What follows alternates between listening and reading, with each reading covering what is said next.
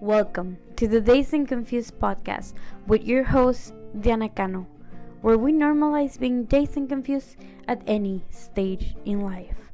To be curious and to seek constant improvement, everyone is welcome here. Welcome back to another episode of Dazed and Confused with Diana. It is me, your host, Diana Cano. I am excited for this episode because I love philosophy. And as it turns out, it's hard not to associate the lessons from fishing with the lessons of life in general. God, I think this is just the Key West side effect of living in it.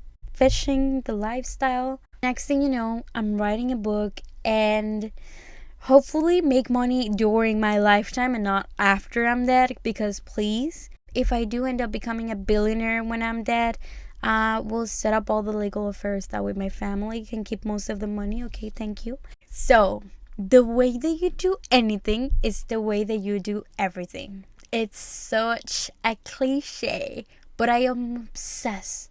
I am obsessed with that quote. Naturally, on today's episode, we're gonna talk about it.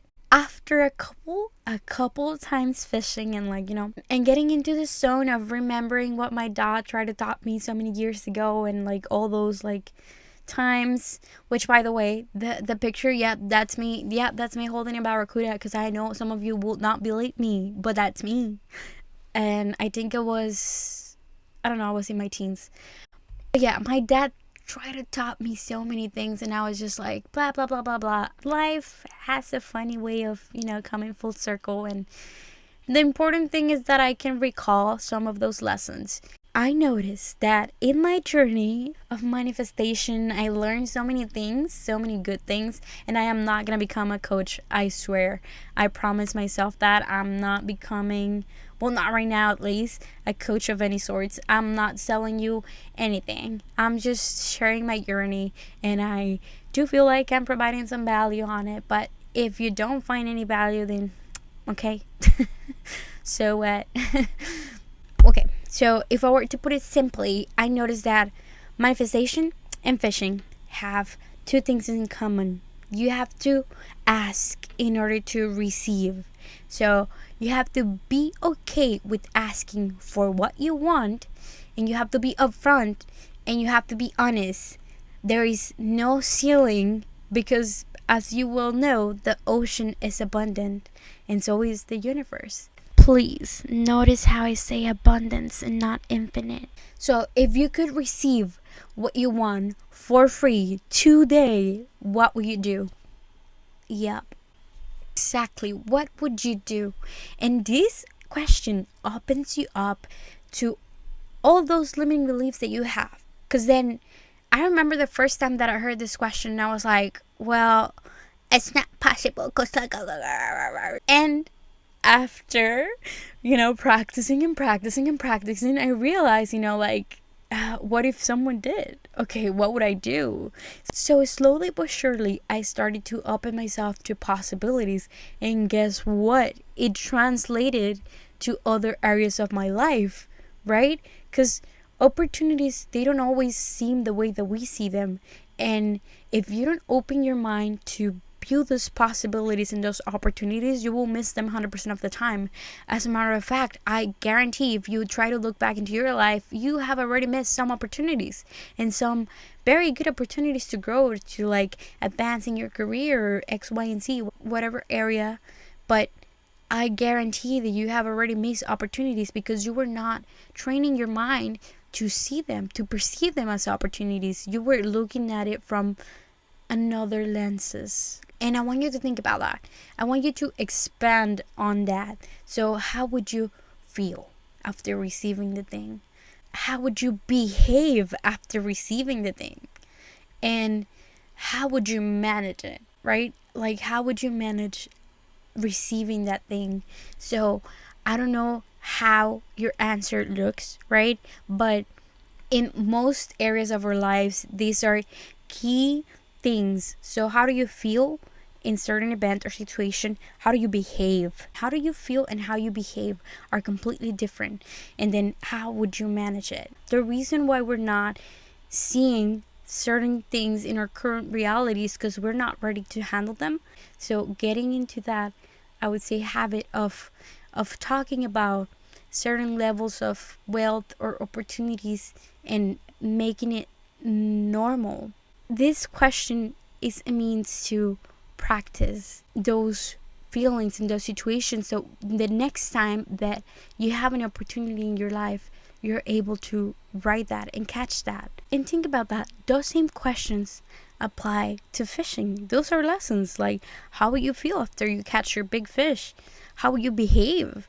And how would you manage that situation, right? All that we're doing, it's, let's just call it play and pretend. So we are making it fun to start preparing for that which we want. For all my agnostic people, science backed this up and it calls it the placebo effect. So let us be delusional in this podcast. Know that your science is backing up all of this that I'm saying. It will work because you would have convinced yourself that it will work. Or as we call it, manifest itself. It starts with preparation first. Then we have to see clearly in our minds that which we want. Then we have to ask for what we want. And then we prepare to take the action and receive it, right? So my example in this case, while fishing, is pretty funny. Me and Alexis were fishing in a shallow place, and we didn't realize how shallow it was until we were actually there, but we were just trying a new place. And after a couple hours, he was so over it. We weren't catching anything, obviously, and he said that he wanted to go. Like, there's nothing here, let's go. And I was like, no, please, like, just a couple more minutes, because I don't know why I have so much fun fishing. Even if I'm not catching anything, like, just being there by the sea, looking at the sea, the nothingness, like, doing nothing, just existing, is, I don't know, it feels so abundant to me. So I'm really enjoying, like, fishing, especially when I'm also not fishing anything. It's ironic. I remember saying, like, no, please, let's just say a couple more minutes. Like, I'm gonna catch something. Like, something's here. I was recording underwater the little guppies, and then eventually one little fish came. And while I was recording that fish, I felt like a really hard pull on my hook, and or the line, and it was like harder than like your usual fish. And when I start to reel it in, I realized that the line was pulling me, and I was like, oh fuck, I think it's big, or it's heavy, or it's fat, you know. Alexis was like, okay, let me help you. So when he took my fishing rod and he started like to reel it in and fight it, when he reeled it in and we saw it, it was actually a baby hammerhead. I just think the chances of catching a baby hammerhead on like my second time fishing here in the Florida Keys were like, wow. So it was a very abundant experience, and we also handle it very well for a couple of like newbies. And actually the baby hammerhead, he had already had a hook in the other side of his mandible, and it was bleeding. So obviously we retrieved the hammerhead and we took out my hook and we took the other hook out. I have a really cool reel in Instagram. The hook that you see bleeding, it's the hook that was already there in the shark. So after taking the hooks off, he allowed me to grab the baby hammerhead and put it back on the water. And I was so scared. I remember being so scared to even touch it, because even if it was a baby, I knew like the damage could be big.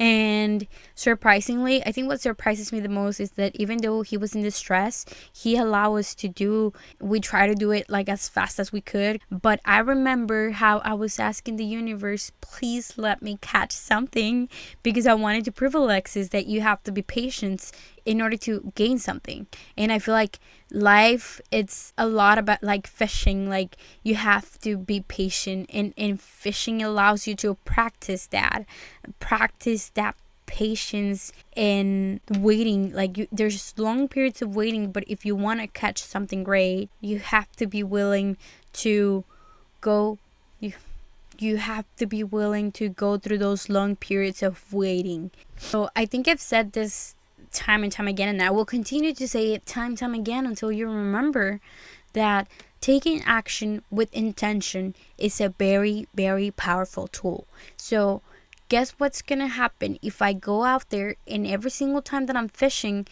I'm proclaiming to myself that the intention of me showing up and fishing today is that I am developing the habit of becoming patient. It has no other option but to manifest itself. And it doesn't matter how often I do it. What matters is that you're doing it. Tiny actions over whatever other metric there is. So, amongst a lot of the phrases that I throw at you, I want you to remember this phrase. A goal without a plan is just a wish. So, your training plan doesn't have to be incredibly complex. It just has to be progressive. Like, it has to be a progressive strategy to get yourself ready for that next level. Which leads me to my other point, taking and giving.